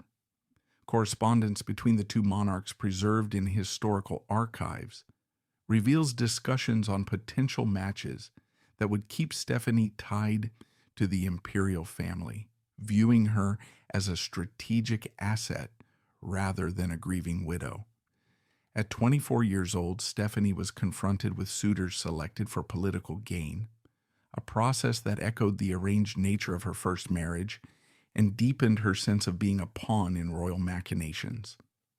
In her memoirs, she described this period as one of unbearable constraint, where her personal grief was subordinated to state interests. Their preferred candidate for Stephanie's remarriage was the new heir to the throne, Rudolf's cousin, Archduke Franz Ferdinand, born in 1863 and elevated to heir presumptive after Mayerling, due to the lack of direct male descendants from Franz Joseph. A marriage between Stephanie and Franz Ferdinand would have been a neat political solution, keeping her within the imperial fold as a Habsburg consort and ensuring the dynasty's internal cohesion. It would also conveniently prevent Franz Ferdinand from pursuing his own unsuitable love interest, Countess Sophie Chotek, a lady-in-waiting from a minor noble family whose lower status made her ineligible for a full royal marriage under Habsburg house laws. The court saw this union as a way to block Franz Ferdinand's morganatic inclinations, which threatened the succession by potentially producing non-dynastic children. Proposals were discussed in private audiences at the Hofburg, with Franz Joseph advocating for the match to stabilize the empire amid rising nationalist tensions in regions like Bosnia and Hungary.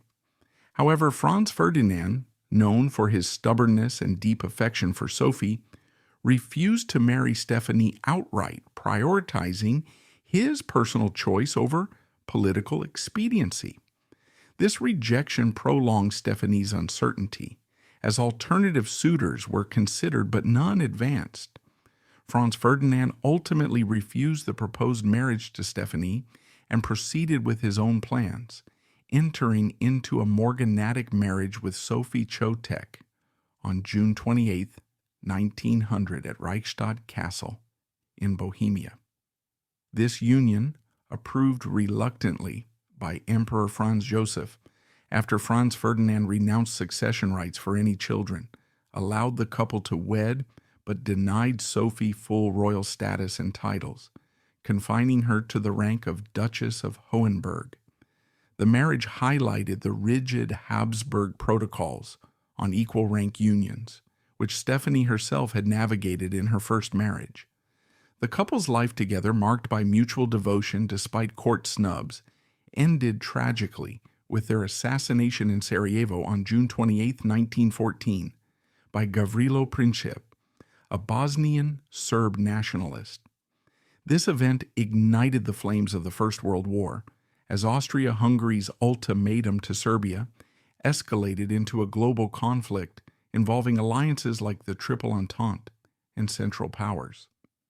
Stephanie's potential marriage to Franz Ferdinand, had it occurred, might have altered this trajectory, but his refusal left her free from that path while contributing indirectly to historical upheavals. Stifled by the oppressive atmosphere of the Viennese court in the 1890s, where she faced ongoing humiliation and marginalization as the Dowager Crown Princess, Stephanie sought escape through extensive travels across Europe. Forbidden from returning permanently to Belgium, she embarked on journeys to various destinations, including stays in France, Italy, and Switzerland, often under the guise of health recuperation or family visits. These trips provided temporary relief from the rigid protocols of the Habsburg and Schönbrunn palaces, allowing her to distance herself from the scandal's shadow. She spent long periods with her sisters, Louise, married to Prince Philippe of Saxe-Coburg and Gotha, and Clementine, who remained unmarried until later, who offered emotional support amid their shared experiences of royal neglect. Louise, living in various European residences due to her own troubled marriage, hosted Stephanie for extended visits where they confided about family pressures. Clementine, closer in age and still under their father's influence, joined for outings, fostering sibling bonds that contrasted the isolation in Vienna. Stephanie's travels included cultural pursuits like visiting museums and attending concerts, as documented in her letters, helping her cope with grief while avoiding the court's judgmental gaze. During the 1890s, Stephanie's relationship with her daughter, Archduchess Elizabeth Marie, grew increasingly complicated due to the court's interventions. Following Mayerling, Emperor Franz Joseph assumed legal guardianship over the then 5-year-old Erzsie to ensure her upbringing aligned with Habsburg traditions, granting Stephanie limited influence. Raised primarily in the imperial palaces under tutors and governesses selected by the emperor, Erzsie developed a deep bond with her grandfather, who doted on her with gifts, stories, and personal attention, viewing her as a remnant of Rudolf. This closeness often excluded Stephanie, who was sidelined during visits and decisions about Erzzie's education in languages, history, and etiquette. Tensions arose as Erzsie, influenced by the court's narrative blaming Stephanie for Rudolf's unhappiness, grew distant, preferring Franz Joseph's company.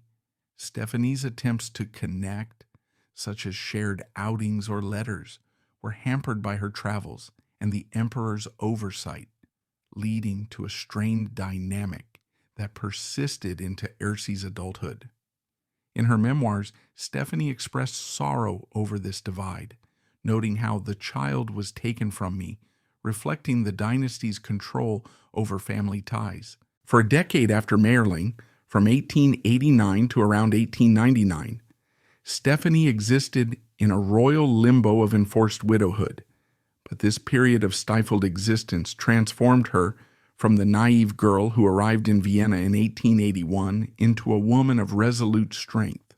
Her suffering, encompassing betrayal, loss, and public blame, forged a will of iron, evident in her growing resistance to court dictates. While her father and the emperor continued scouting for another royal prince as a suitable remarriage candidate, emphasizing high-rank matches like minor German or Italian royals to preserve status, Stephanie began asserting her autonomy through subtle rebellions, such as prioritizing her travels and artistic pursuits like painting.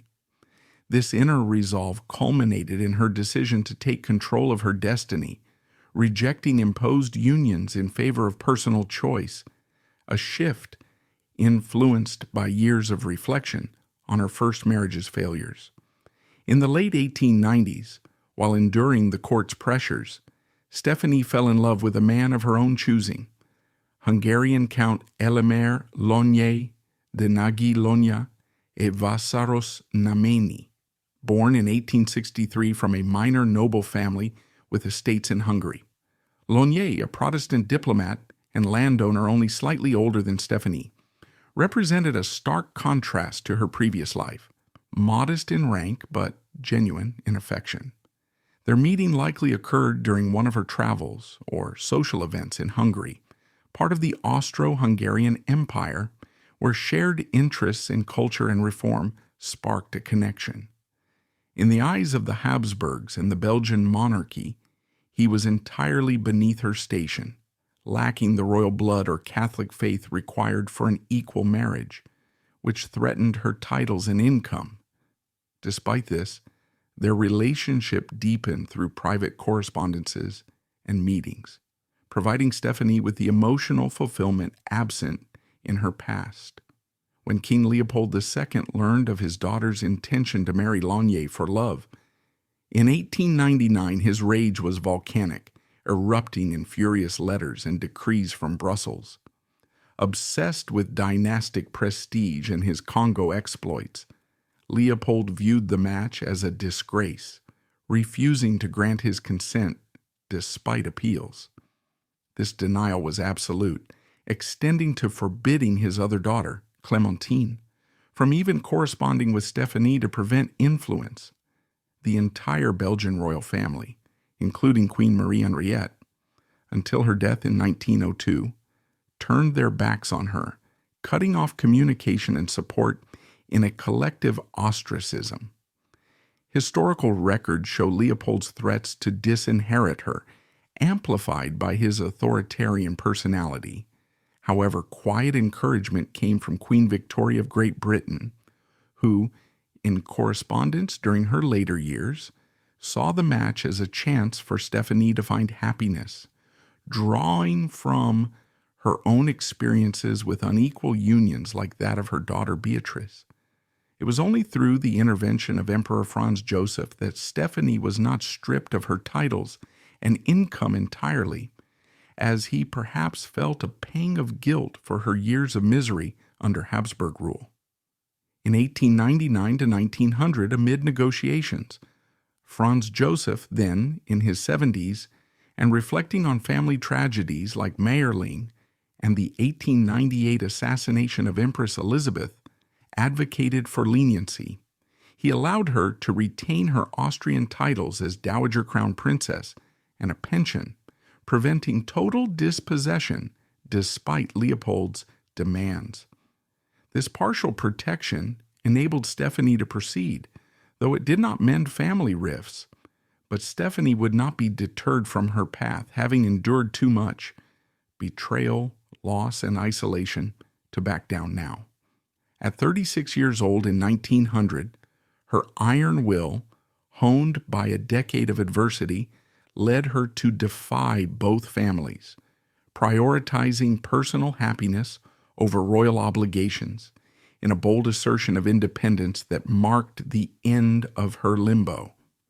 On March 22, 1900, at Miramar Castle near Trieste, a historic seaside palace built in the 1850s by Archduke Maximilian of Austria, and the site where Stéphanie's ill-fated aunt, Empress Carlota of Mexico, born Charlotte of Belgium, sister to King Leopold II, had descended into madness after her husband's execution in 1867.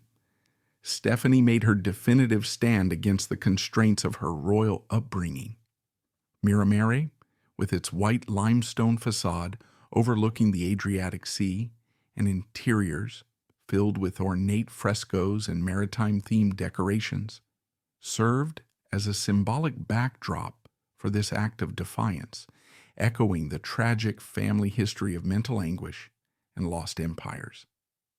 At the age of 35, Stéphanie proceeded with the civil ceremony to marry Count Elemer Laeken de Nagy Lonya et Vassaros Námeny, a Hungarian nobleman born in 1863 who was a diplomat and landowner from a family of lesser nobility with estates in what is now Slovakia. The wedding was modest compared to her first imperial nuptials, attended by a small circle of supporters and conducted without the pomp of crowns or state officials, reflecting her deliberate choice for a personal union over political alliance. Laeken, a Protestant and only 2 years her senior, represented a stark departure from royal expectations, as the match lacked the Catholic faith and high rank demanded by both the Habsburg and Belgian courts. This decision stemmed from years of correspondence and meetings that began in the late 1890s, during which Stéphanie found in him the companionship and stability absent from her first marriage.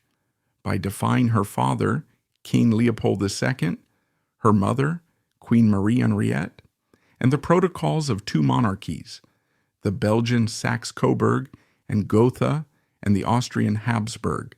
She asserted her autonomy after a decade of widowhood marked by grief and isolation. With that single act of rebellion on March 22, 1900, Stephanie relinquished her title of Crown Princess of Austria-Hungary, her status as an imperial and royal highness, and any place in the Habsburg line of succession as decreed by Emperor Franz Joseph under the family's strict house laws requiring equal rank marriages. This exclusion was formalized shortly after the wedding, stripping her of imperial privileges including access to certain palaces and a full court entourage, though she retained a pension through Franz Joseph's intervention. Her daughter, Archduchess Elizabeth Marie Erci, then 16 years old and raised primarily under the guardianship of Emperor Franz Joseph since Mayerling in 1889, remained in Vienna as a ward of the state, continuing her education and court life at the Hofburg Palace without her mother's daily influence. Stephanie had traded her royal birthright, encompassing the potential for imperial power and the security of dynastic ties, for a chance at personal peace, settling with Laeken in Hungary, and focusing on a quieter life of mutual respect and shared interests in art and travel. This choice marked a profound shift from her role as a symbol of Habsburg continuity to one of individual agency, though it came at the expense of family bonds and public scrutiny. While her family seethed with fury over the unequal match, King Leopold II viewing it as a betrayal of dynastic duty, and Queen Marie Henriette aligning with her husband's disapproval, the public reacted with surprising warmth and admiration. Newspapers across Europe, from the Times in London to Le Figaro in Paris, portrayed Stephanie as a romantic heroine, a woman who had bravely chosen love over a loveless title and the burdens of royalty.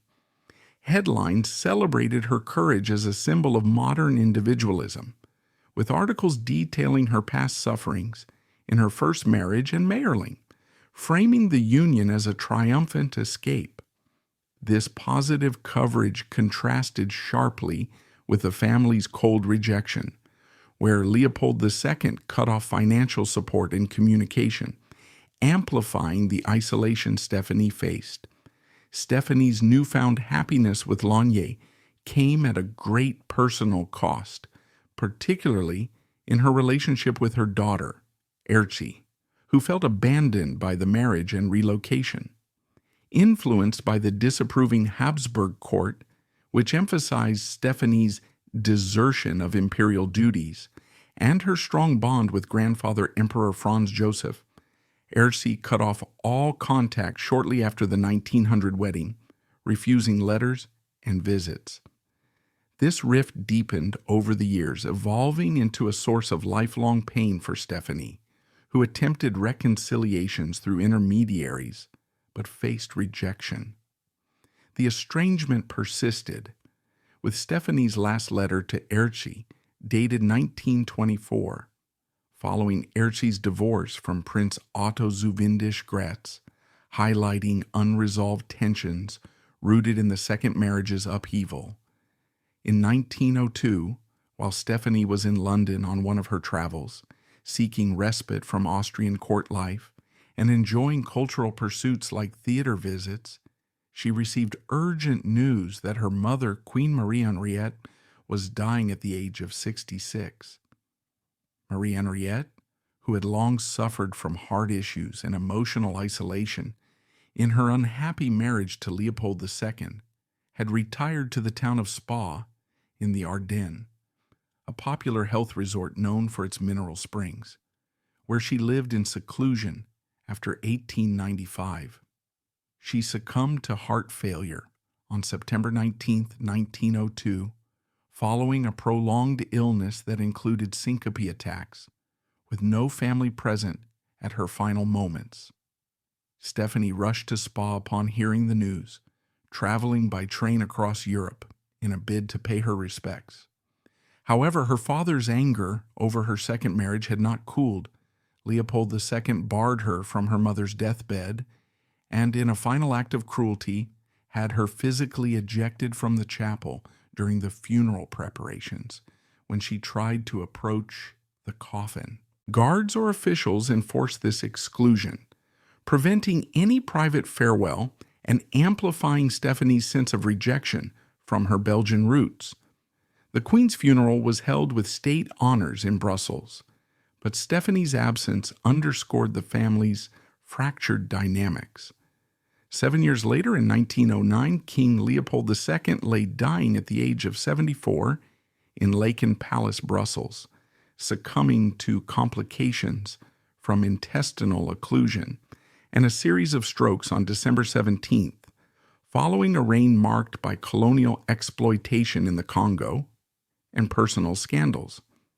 Despite Stephanie's attempts to reconcile, perhaps through letters or intermediaries, Leopold refused to see her one last time, maintaining his grudge over her marriage to Lanier until his final days. In his will, drafted with meticulous secrecy and revealed after his death, he cemented his contempt for his daughters, Stephanie, Louise, and Clementine, by bequeathing the vast bulk of his personal fortune, estimated at millions of francs and including the blood-soaked profits from the Congo Free State, such as revenues from rubber and ivory extracted through brutal forced labor, to his teenage mistress, Caroline Lacroix, Baroness Vaughan, whom he had met in 1899 and with whom he had 2 illegitimate sons. The remainder was hidden in a complex web of shell companies and trusts across Europe, designed explicitly to prevent Stephanie and her sisters from inheriting reflecting Leopold's favoritism toward his paramour and disdain for his legitimate heirs. This disinheritance sparked legal battles, with the Belgian government eventually intervening to allocate some funds, but it left Stephanie financially strained and emotionally scarred. The Belgian state, embarrassed by the king's avarice, offered each daughter a settlement of 2 million francs. Stephanie initially accepted, but then, spurred on by a sense of justice, she joined her sister Louise in a protracted and messy legal battle against the state and their father's estate. The fight lasted for years. In the end, while they lost the larger case concerning the Congo fortune, which was deemed Leopold's private property, Stephanie did manage to secure a larger settlement of 5 million francs. It was a partial victory, but a victory nonetheless. With her past finally behind her, Stephanie and Elemer set about building a life of their own. In 1906, they purchased the sprawling Rusovce estate in Hungary. It was a vast property over 2,400 hectares, with a beautiful manor house. Here, Stephanie finally created the home she had never had. She poured her energy into designing the gardens, cultivating beauty and order in place of the chaos and cruelty that had defined her early life. Rusovce became her personal kingdom, a sanctuary built not on dynastic power, but on mutual love and respect. She had traded a crown for contentment. As the great empires of Europe crumbled during the First World War, Stephanie and Elemer lived a relatively quiet life. They traveled, socialized with other deposed or exiled royals, and focused on their shared passions for art and nature. But the drama was not entirely over. In 1934, the painful rift with her daughter reached its breaking point. Erzsé, now known as the Red Archduchess for her socialist political views, had divorced her first husband and was living with and would later marry a prominent socialist politician. For Stephanie, whose husband had been elevated to the rank of prince by the emperor, this was an unforgivable breach of class and decorum. In a final painful act of rejection, she officially disinherited her only child. In 1937, at the age of 73, Stephanie took her last decisive step in reclaiming her own story by publishing her memoirs, titled Ich sollte Kaiserin werden in German, which translates to I Was to be Empress in English. The book was released by Ivor Nicholson and Watson Limited in London, following its initial German edition that had been banned or censored in some regions, including Austria, due to its candid revelations about the Habsburg dynasty.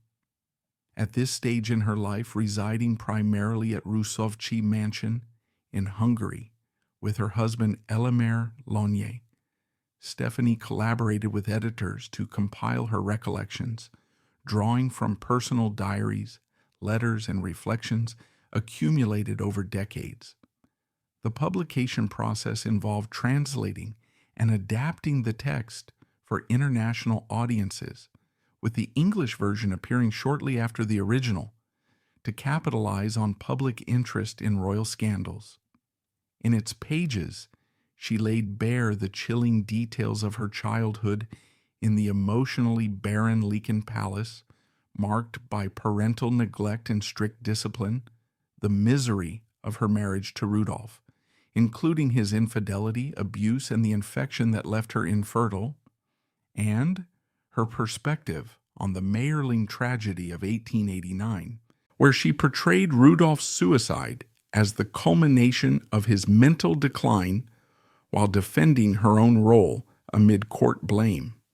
The book was a sensation, selling widely across Europe and offering an invaluable, if biased, insider's account of the twilight years of the Habsburg dynasty, from the opulent but dysfunctional court life to the political intrigues leading to its 1918 collapse. Critics and readers alike noted its raw honesty, with newspapers like The Times praising it as a rare glimpse into royal vulnerabilities, though some Habsburg loyalists dismissed it as self-serving. It was her final act of defiance, ensuring that history would hear her voice through unfiltered narratives, not just the sanitized official version propagated by the Austrian court. And it solidified her legacy as a resilient figure who challenged royal silence.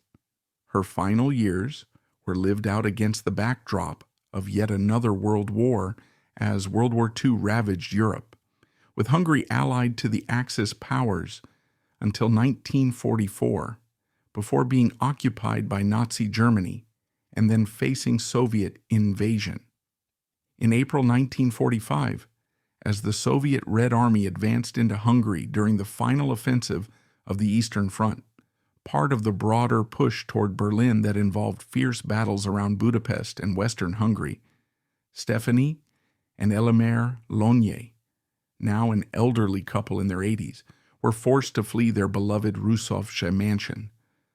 Located near Bratislava, then in Hungary, now Slovakia, Rusovci was a neoclassical estate they had purchased in 1906, renovated extensively, and turned into a personal haven with expansive gardens designed by Stephanie herself, featuring rare plants and sculptures. The advancing Soviets, under the command of marshals like Rodion Malinovsky, posed a direct threat through bombings, looting, and occupation, prompting the couple to abandon their home with minimal possessions, likely traveling by car or train amid chaotic evacuations of civilians and nobility. They found refuge in the ancient Pannonhalma Ark Abbey, a Benedictine monastery founded in 996 A.D. near Győr, known for its fortified stone walls, vast library, and historical significance as a cultural heritage site that had sheltered refugees during previous conflicts. The abbey, with its Romanesque and Gothic architecture, provided safety under the protection of the monks, who offered them quarters in the guest wing during the war's closing months.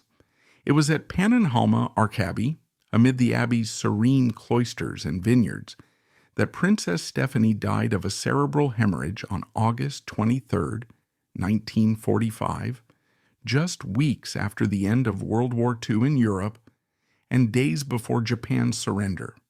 She was 81 years old, having outlived most of her contemporaries from the Habsburg era, and her death was attributed to the stresses of wartime displacement combined with age-related health issues, including possible hypertension or vascular weaknesses. The stroke occurred suddenly, likely in her temporary quarters at the Abbey, where medical care was limited due to post-war shortages, though monks and local doctors provided aid. News of her passing spread through European press, with obituaries reflecting on her tumultuous life from Belgian princess to Austrian crown princess and finally to a defiant widow. Her body was prepared according to Catholic rites in the Abbey's chapel, emphasizing her enduring faith despite personal rebellions. Her husband, Prince Mayerling, elevated to princely rank by Emperor Franz Joseph in 1917 to honor the marriage despite its initial controversy. The man for whom she had sacrificed everything, including royal titles and family ties, died the following year on July 29, 1946, at the age of 83, also at Pannonhalma Archabbey, succumbing to natural causes amid the post-war recovery. They are buried together in the crypt of the Abbey, a solemn underground vault beneath the basilica that houses the remains of notable figures, with their graves marked by simple inscriptions reflecting their final resting place in a site of historical and spiritual significance. This joint burial symbolized the enduring partnership that defined Stéphanie's later life, away from the grandeur of palaces, but rooted in personal choice. Stéphanie's legacy is a complex one. She never became an empress. She never fulfilled the grand destiny her parents had planned for her. Her relationship with her only child was shattered beyond repair. But in the end, she achieved something far more rare and profound for a woman of her time and station. She became the architect of her own life. Her story is a powerful testament to the resilience of the human spirit. It serves as a stark reminder that behind the majestic portraits and official histories of royalty lie real human beings, capable of immense suffering, but also of extraordinary courage. Princess Stéphanie of Belgium was destined to be a consort, a vessel for a dynasty. Instead, through tragedy and sheer force of will, she became something more. She became independent. That's a wrap for today's video. If you enjoyed it, smash that like button, drop us a comment below, and don't forget to subscribe so you'll never miss our new content. Thanks for watching.